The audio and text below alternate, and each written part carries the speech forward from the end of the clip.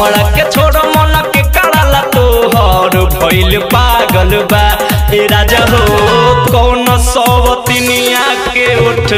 लाली के मुहर थोड़ा जामा पलागल बा ए राजा हो कौन सवतिनिया के उठ लाली के मुहर थोड़ा जामा पलागल बा हमरा के छोड़ मन के कराला तोहर भइल पागल बा ए राजा हो कौन सवतिनिया के उठ लाली के मुहर थोड़ा जामा पलागल बा ए राजा हो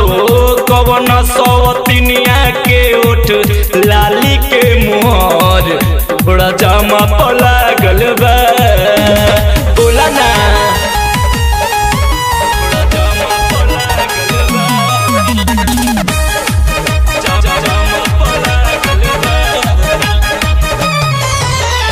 म्यूजिक बाय संजीत साजन।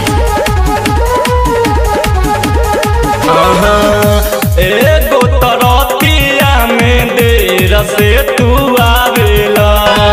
अब ते ही सूत जाला हमसे ना बतियावेला ए राजा जी बुझता राजा हो एगो तरतिया में देर से तू आवेला अब ते ही सूत जाला हमसे ना बतियावेला कवन के संगवा हिलवल पलंगवा मिलल छागल बा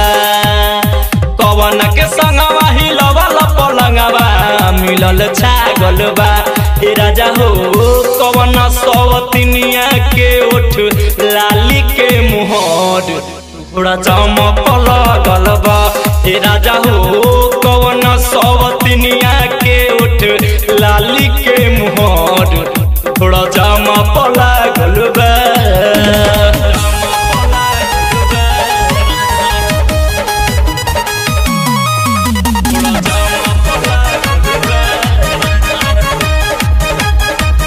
हिंदुस्तानी फिल्म्स रिकॉर्डिंग स्टूडियो दिल्ली।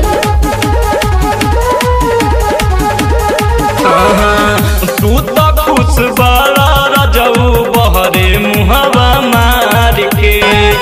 अबले न जननी सुख होला का भतार के ए राजा जी बुझता राजा हो तू तो खुश बड़ा रजऊ बहरे मुहवा मार के अबले न जननी सुख होला का भतार के राइटर जैसे धड़पाल प्रीतिया तुहरे से लागल बा राइटर जैसे संजीत प्रीतिया तुहरे से लागल बा ए राजा हो कवन सवतिनिया के उठ लाली के मुहर थोड़ा जामा पलागल बा ए राजा हो कवन सवतिनिया के उठ लाली के मुहर थोड़ा जामा पलागल बा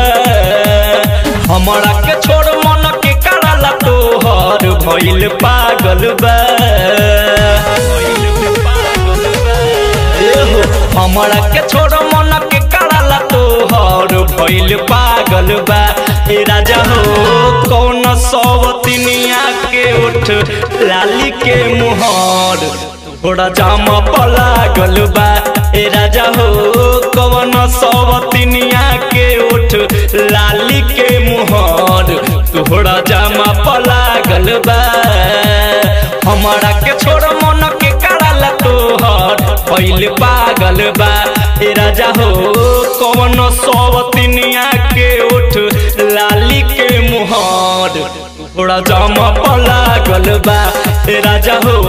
कौन सवतिनिया के उठ लाली के मुहर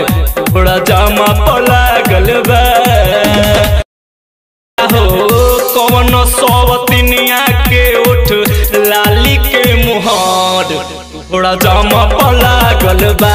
ए राजा हो कौन